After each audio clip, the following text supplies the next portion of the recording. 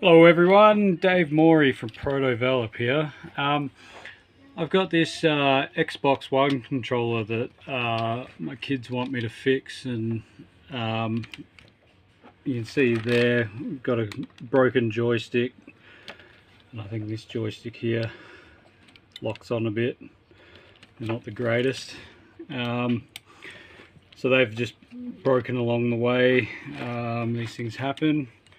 But anyways, so I wanted to do a video on how to replace these, because if we have a look, you can see the pins from the joysticks are here. Now this is what's called through-hole componentry as opposed to surface mount, which is all these other little LEDs and these little square, transistors, and these little square resistors and capacitors and things. Now, I'm a qualified electronics tech. I actually used to do this sort of thing for a day job when I was working as an assembler in an electronics factory. I was doing a lot of prototyping, and I got fairly good at desoldering through-hole components from different boards and things. So I thought I'd make a little bit of a video just to show you guys how to do it properly, because particularly with Xbox controllers, but it doesn't have to be a controller that you're working on. But if you're working on something that's quite expensive, you don't want to ruin the board when you try to fix it. So the problem with through-hole componentry when you're trying to do a replacement like this is a lot of the times, if you don't do it correctly, you can end up ripping the tracks. And once you do that, it's a lot harder to fix the problem. Now, we're going to be using a few things today. First off, we've got our solder, and I'm just using some generic solder from JCar. This stuff is not lead free. Now, if you're working with lead free solder, it is a lot more difficult to work with, mainly because of it's got a higher tin content from memory, and it's even though it's safer because of the no lead, it's the temperature can be a bit temperamental. You need to use a higher temperature, and the solder itself tends to sort of set quicker, and if you don't have the right temperature, it can be really hard to get it to flow properly. So I've got a solder there. This is leaded solder, and it's got resin core flux. The reason you want resin core flux is because it actually helps clean the joint when the solder goes on, and that's what I've found in my days as an electronics tech, is that makes the difference between being able to do this job successfully versus just making a total mess of what you're working on. So this is some solder here, and it looks exactly the same, but this stuff doesn't have the resin core flux inside it, so it's just straight up solder. And yeah, if you don't have that resin core, it makes your life a lot more difficult. We've also got some isopropyl alcohol here, and you don't need much of this. This is just to clean the board and make sure that the solder, when you soak the solder onto it, that it gives it a nice surface to sort of flow onto. And if your board's not properly clean, that can be another contributing factor to a failed desoldering. I've just got various other things like some sponges and all the rest of the controller and the components that I'm going to be replacing with. Something else we need to use is this stuff, and it's called solder wick. Now, depending on how savvy you are with electronics, you may have seen something called a soldering gun. And a soldering gun is basically a gun that has a soldering tip at the end, and when you press the trigger, the whole idea is that you put the gun on the component that you want to desolder, and it's got a little hole in the sort of the tip, and when you press the trigger of the soldering gun, it sucks the solder up once it's melted. There's also another variant of that doesn't use like the soldering iron component, and it's just, the idea is that you use your own soldering iron and you put it on the component, and then you use this other solder sucker to suck it up. I've used both of these in my time as an electronics tech, and I absolutely loathe them. I do not think they do anything rather than make your life difficult. So the method that I always use to desolder these sorts of components is this solder braid stuff. Now you can get this, I think this was around about $5 from JCar. This is the 3mm version. I would prefer 5mm, but it was like another extra $5 for the 5mm stuff.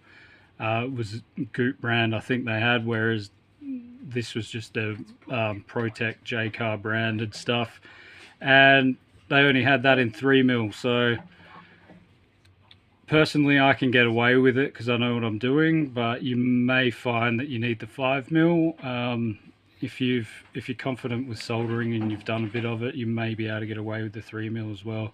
But at the end of the day, it's only going to save you like $5 or whatever. So if you're not that confident, maybe go with the 5mm. But what you also need to take into consideration is the area around where you're desoldering. So if there's a lot of components around there and you're using a thicker braid, you run the risk of desoldering some of these smaller resistors and capacitors and things. But from what I can see, this looks fairly okay for what I'm doing. But yeah, just always keep that in mind. And the other thing I'm using is this stuff. This is basically the rosin core of our solder. This is just the straight up flux. And when I bought this, I remember it had a big warning label attached to it saying that this stuff is known to cause cancer in the state, to pregnant people in the state of California, I think it said. So yeah, you probably want to be doing this outside at the very least. Maybe put on an N95 mask.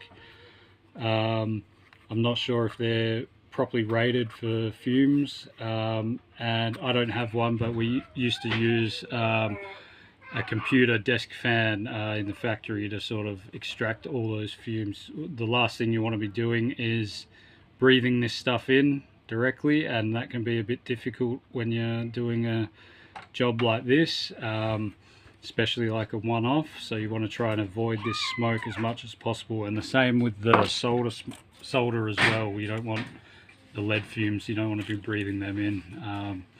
Just standard OH&S sort of stuff. I've been doing this for a while, so I can sort of dodge the smoke sort of thing while I'm doing it. But yeah, I'll probably put a mask on before I actually start doing this, just to be on the safe side.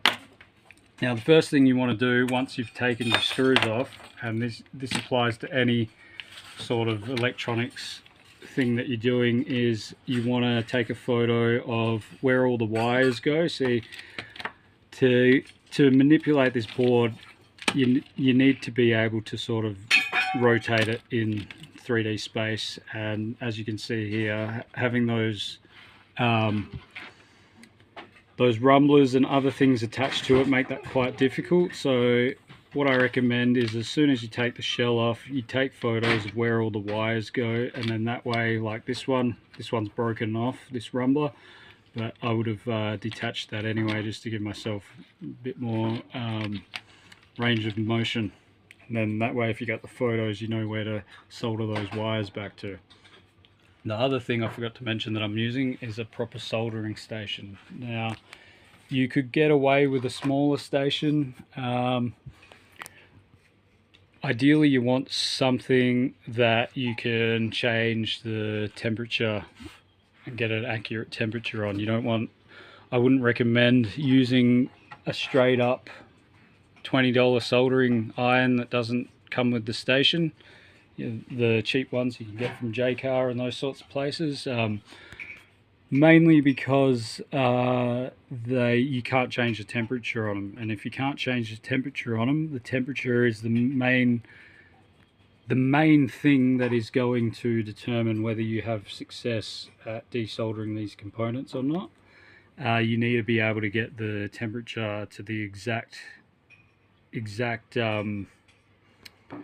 degrees needed to melt, to get a proper melt of your solder and to properly loosen those joints that are in the holes. Now, this is probably overkill for a lot of people. This is a Yahoo 3-in-1, and what it has is it's got the soldering iron attachment, and it came with various tips to change out. It also comes with a infrared preheater and not connected. It's another blowing heater, air, what's it called, hot air sort of blower. Now, the hot air blower is what I would recommend for any sort of surface mount work.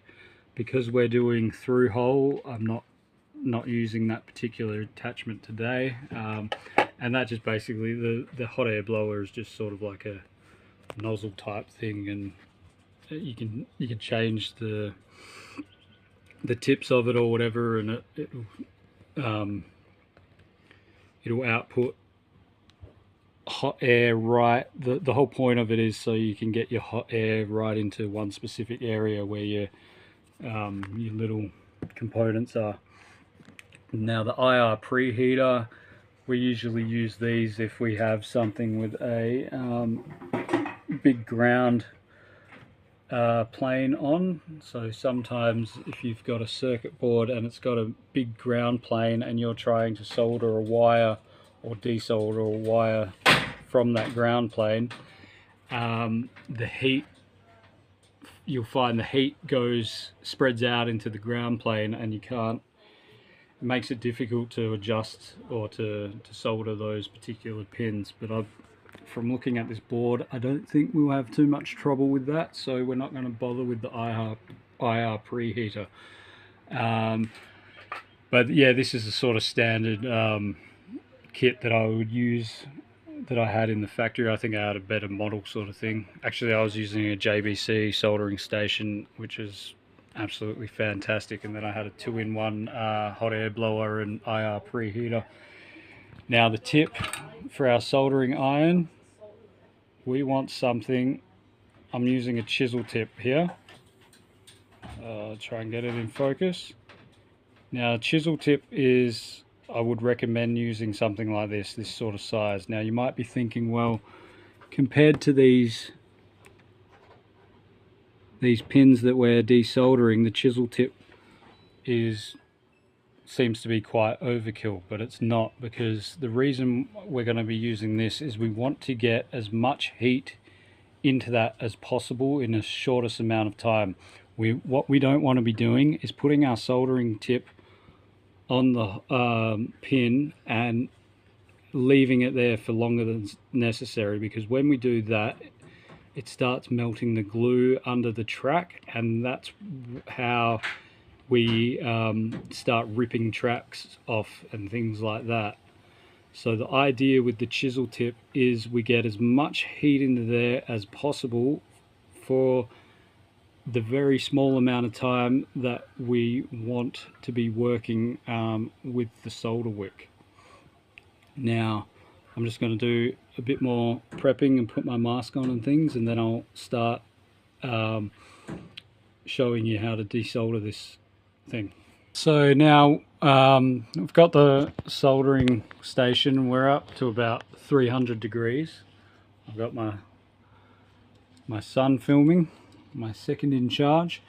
Now the temperature, you might have to play around to get the exact temperature, because I'm not sure with, I mean, as good as this 3-in-1 station is, I'm not sure how accurate the temperature reading really is. So for now we're going to use 300, and when you melt some solder on the tip of it, you should get a nice sort of silvery shine to your solder, and that means that it's good to go.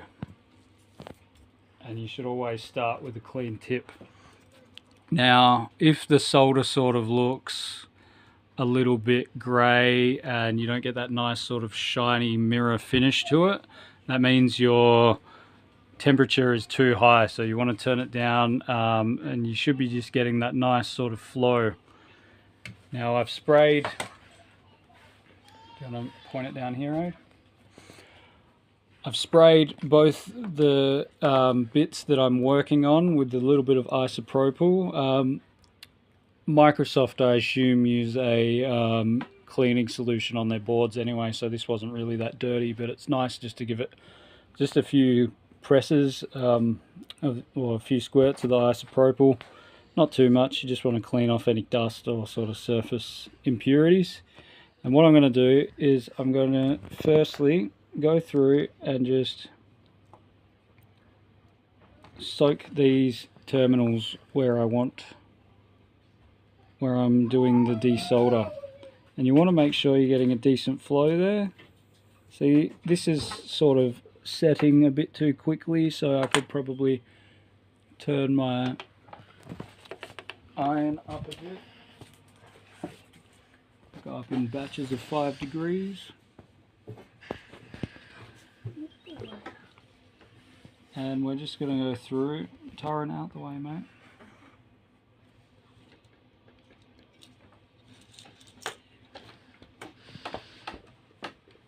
And we're going to wet these, and that could still probably even go up a little bit more.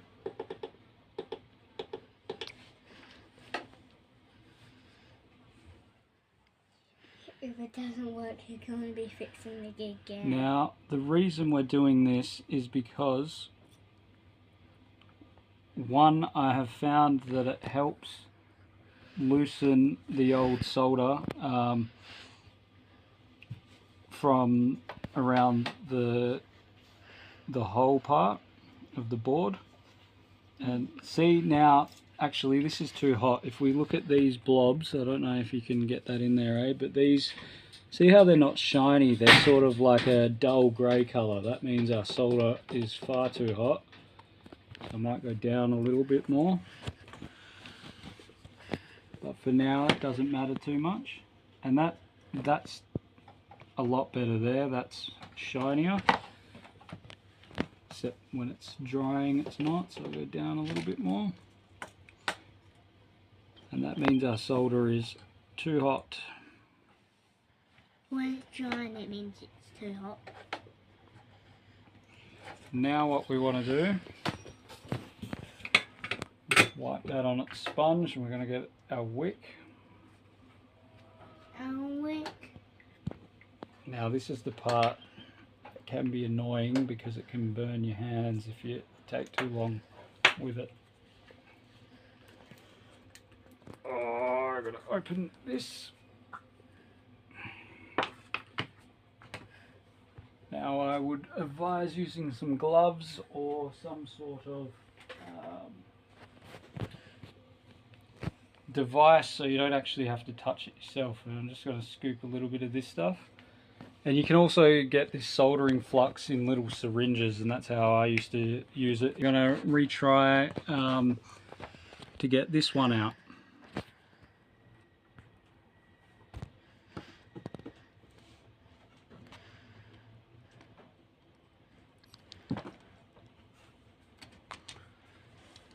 And as you can see there, that's another nice one. And you can see this, because of this flux, we're starting to get this sort of grey, or this brown residue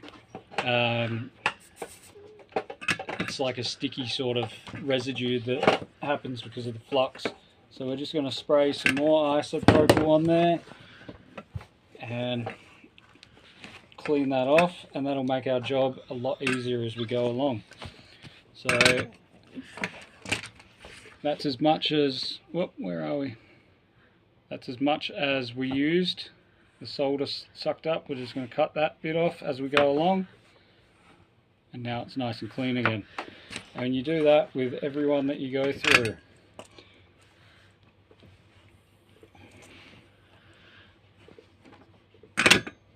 Dab of the flux on there.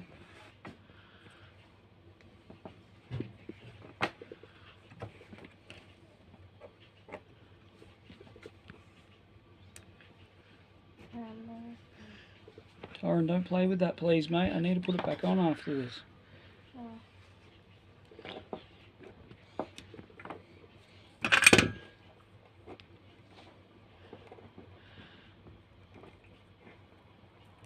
These are just motors.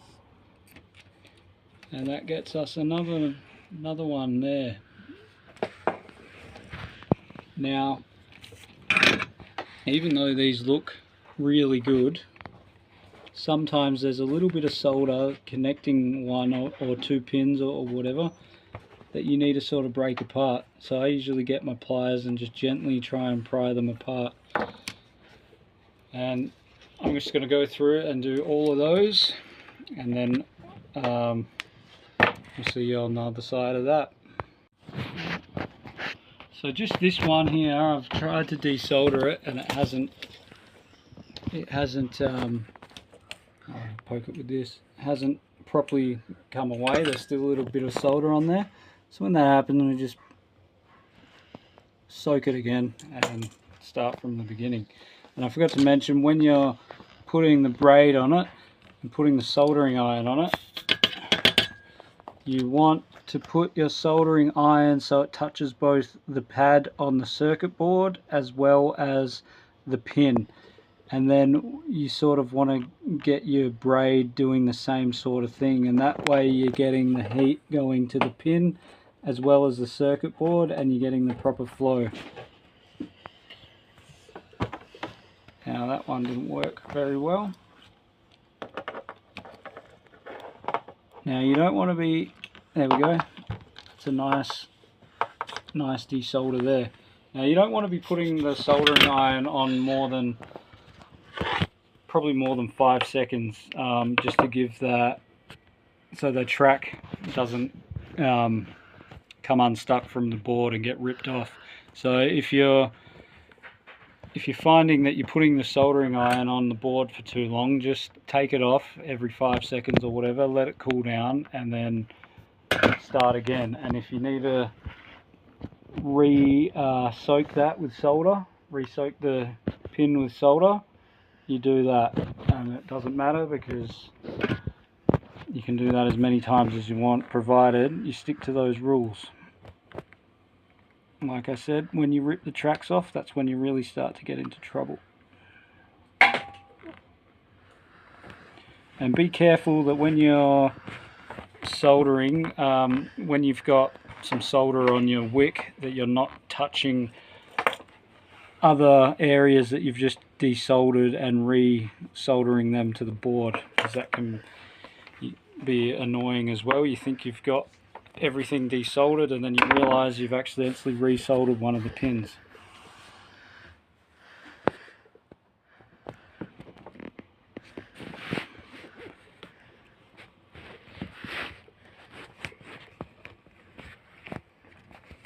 Now, the flux is really the secret to this.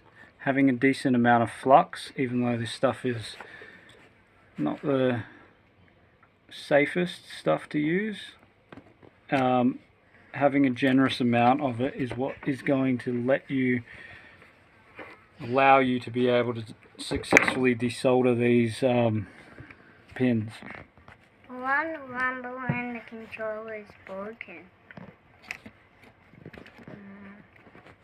Sometimes it takes a few goes.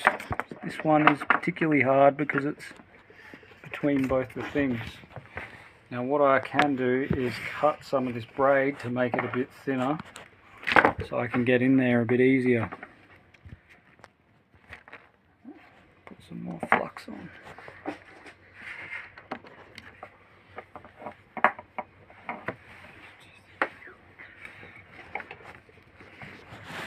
Sorry, A, can you move out of the way?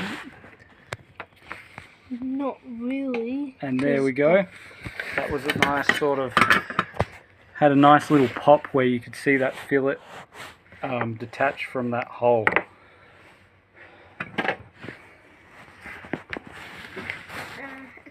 I'm just going to go through and do all of them. What's the brown stuff? Cut this one. And I'm just cutting the corner off. Don't know if you can see it there. Where are we? Cutting the corner off that bit of braid just so I can get in to these close ones a bit easier. I mean, you could even buy the smaller braid to go with the 3mm if you wanted, but I was being a bit stingy. Didn't have too much money to waste on this.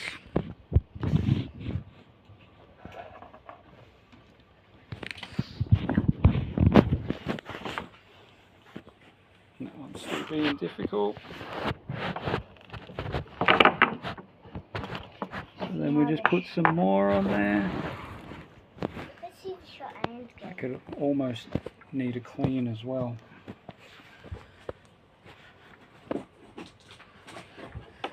And this this flux gel stuff, you'll find that when you apply heat to it, it starts to melt and turn from a gel into more of like a runny sort of watery type stuff.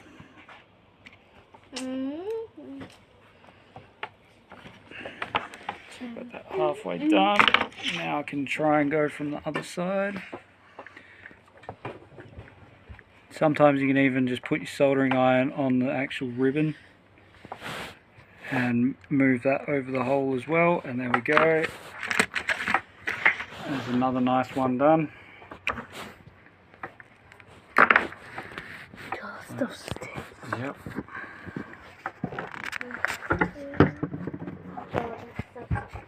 Smells great. If you're smelling it, you're too close and you need to get away from it.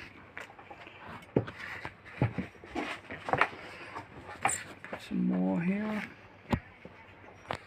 But I cannot smell it from over here. I'm smelling it going.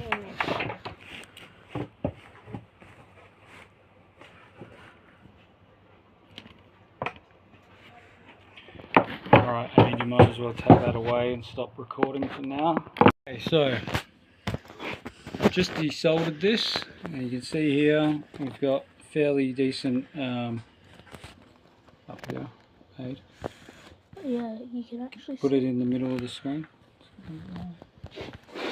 Up here we've got a fairly successful desoldering, and if we then go to this way, you give it a quick wriggle and you'll sort of start to see where you've got bits that are still soldered, and this one came out, look at that, came out straight properly. But sometimes, especially if you've got tracks on this side, depending on the manufacturer of the circuit board, you can have double-sided through-hole pads for soldering. So sometimes these ones here don't have it, but these pads could be bare silver as well, and when the component is soldered in, you'll find that it's got solder on both sides. It will have solder on this side and solder on that side, sticking it in place. So that's why we use that this flux stuff. So that's why we use this flux stuff, because it's basically like a tree resin or tree sap, and what it does is when you melt it, it cleans out all the impurities off the board. And you can see there it's gone all sticky and made our board a bit yucky, so we're going to just give it a bit of isopropyl and dissolve that. You want isopropyl alcohol as well. You don't want methylated spirits. Methylated spirits won't work. The reason isopropyl alcohol works is because it's basically pure alcohol, and the alcohol molecules break down the molecules of the flux. So that is a very good desoldering. Looks like I may have actually stuffed up one of those tracks, but I don't think it's too bad. I think it's fixable. Yeah, see, it's been a while since I've done this, and I've actually stuffed up one of those tracks. But there's still a bit there that we can solder onto, so I'm not too concerned about that. Now we're going to get our replacement. We've got our replacement joystick here. This was a pretty good kit. It came with the two replacement joysticks, the 2 thumb pads on top of them, and all the screwdrivers and everything you need to undo the screws on the back of the controller. I think it was about $10 off eBay or something, so that was really good. But what these are essentially the joysticks, and the reason they call them analog joysticks is they're essentially just 2 potentiometers, or what we call trim pots. And a potentiometer is basically just 2 resistors that are joined in series, and when you move one of them, you are basically moving the values, so you're making one of the resistors bigger and one of the resistors smaller. Is that the new joystick? Yep. So you can see when I move this, if I go up and left and right, it moves this potentiometer. If I go up and down, it moves this one here. So this one would be X and that would be Y. And then over this side we have just a basic switch, so when we press the button, it presses that switch down. And that's why it's called analog, because it's just a good old-fashioned analog signal that we're manipulating on an XY axis that gives us the signal is then processed later on in the Xbox or whatever. So that's a direct fit, that fits beautifully. Now we're just going to solder it back in place. So when we solder it, we don't need to put any more of our flux on there because we've got flux in our solder. And we're just going to place our soldering iron so it's touching the pad and the pin. And then we want to put our solder sort of on the top of the pin, or sort of in the same sort of area, the pad and the pin at the same time, if we can. And I'm just going to go through and touch all these up, and you want to get a nice sort of silver fillet. You can see that one there. That's the one that I broke the track a little bit, and that's because I had too much heat on that one. I left the soldering iron on it for too long. It doesn't take much. But we've still got half of the pad there, so we're all good. And you want to get a nice sort of fillet like that. It should be a nice shiny solder. Shouldn't look dull or grey. If it's dull or grey, it means that you've got your soldering iron up too high. Is it dull? No, it looks beautiful.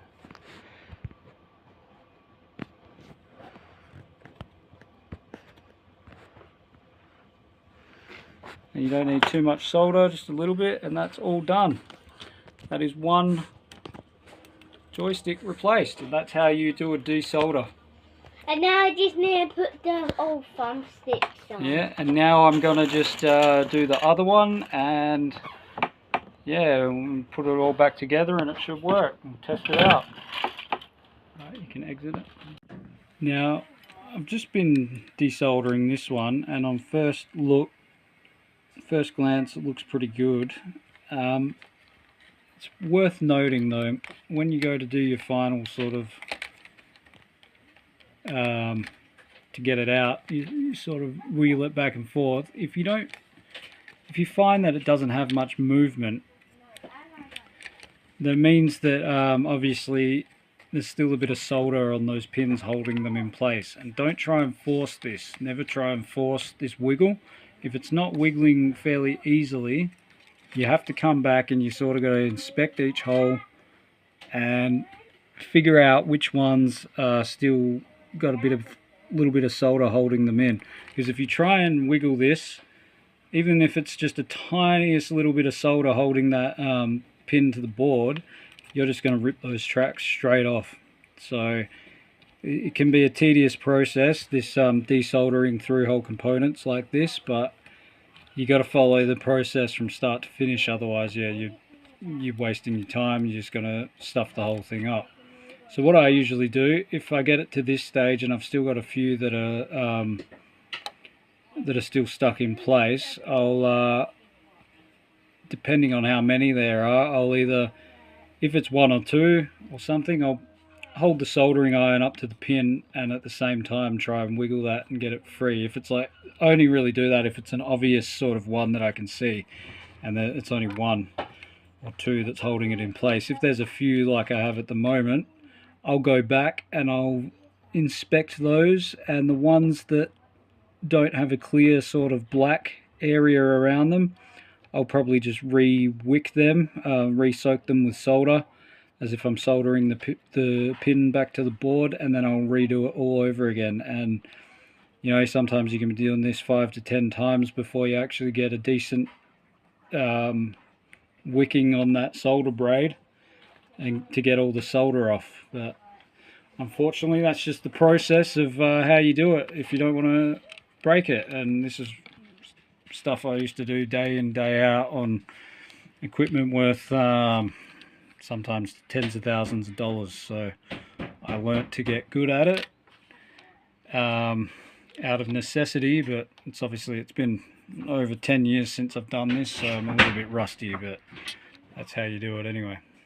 Some other times, if I've got a few of them, I'll grab my pliers, and if it looks like it sort of will come off easily, I'll just sort of wiggle the leg or the pin with my pliers a little bit to try and snap that solder joint. But I don't like doing that because, yeah, as I said, it has a tendency to break the track. These tracks don't take much force for them to just rip straight off, and when you've been applying heat to them, they take even less. And this is the second one, and as you can see there, we've got all those pins. Now, before, when I couldn't get these to move, I went back and redid them.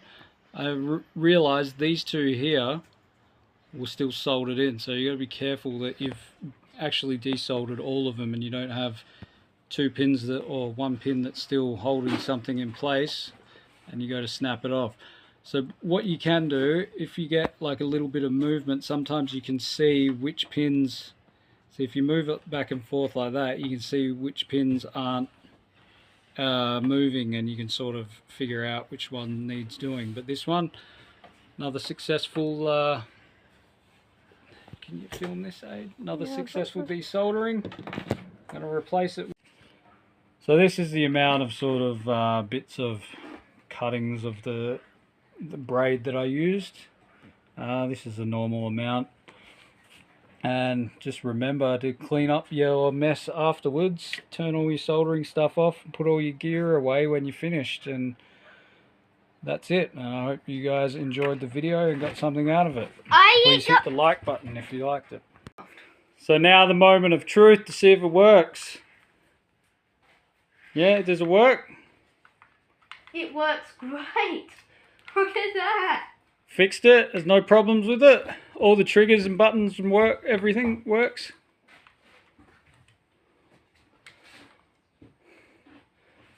All good? Yeah. Works. Fantastic. Yeah, so it works even though I stuffed up that one little track. Not bad for 10 years. Haven't done it for over 10 years, I think. I reckon I did a not bad job.